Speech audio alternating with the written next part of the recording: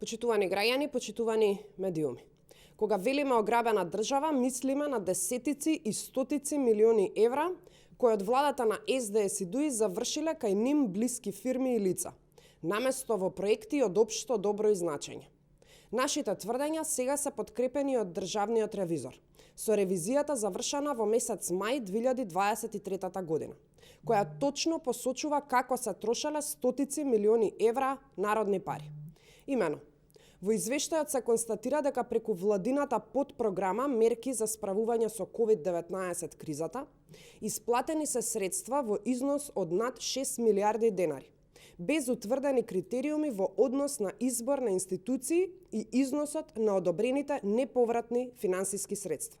Тоа се цели 100 милиони евра. За да може да разбереме колкава штета е направена, ќе нотираме дека изградбата на нов клинички центар во Скопје, со оставен проект во 2017 година, ќе чинеше 120 милиони евра, што значи владата на СДС и ДУИ за една година на сомнителен начин поделила пари колку за еден нов клинички центар во Скопје. Се разбира, никој не знае како се поделени истите пари, ниту што е ефектот.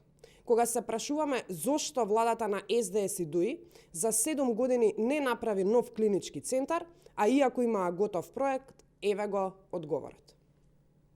Наодите на ревизијата се уште пострашни во продолжение.